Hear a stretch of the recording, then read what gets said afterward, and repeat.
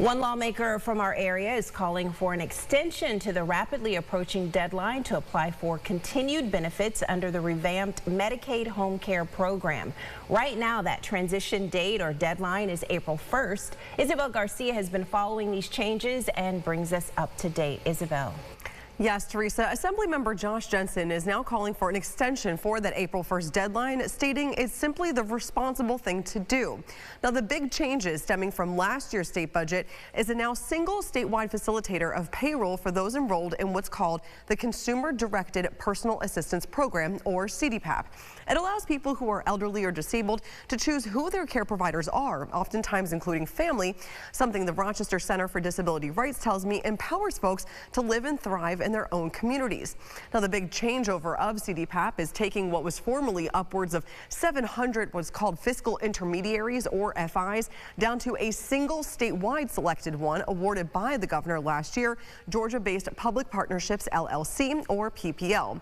Now, the State Department of Health on Monday this week says nearly 95,000 consumers and around the same number of workers have either started or completed the registration process.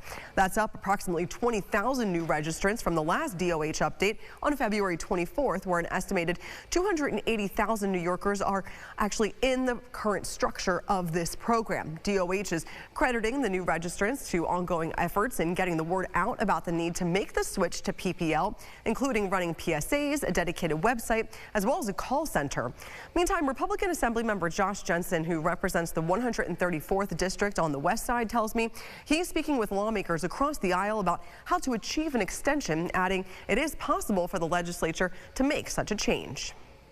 Nobody should lose a personal aid that they trust, that they rely on, just because maybe they didn't get paperwork processed in time, or they weren't able to use a website, or couldn't attend a meeting, especially if they have mobility concerns or technology is something that they struggle with. And I think that's something that we need to be cognizant of. And that's what I'm hearing from advocates and from stakeholders and from users.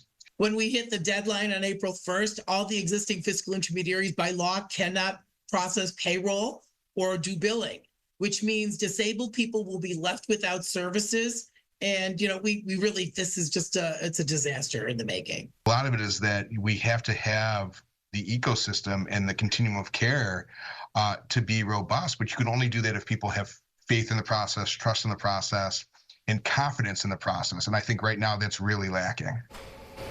Now, today, when I asked Assemblymember Jensen how much of an extension he and stakeholders see as suitable, he noted that's really the $500 million question, adding the Senate and Assembly majorities are set to put out each body's respective one-house budget proposals next week. This will show what programs and services are being prioritized. Meantime, the Center for Disability Rights is taking a group of advocates to Albany tomorrow to amplify the call for a deadline extension. For now, reporting in the studio, Isabel Garcia, News 8.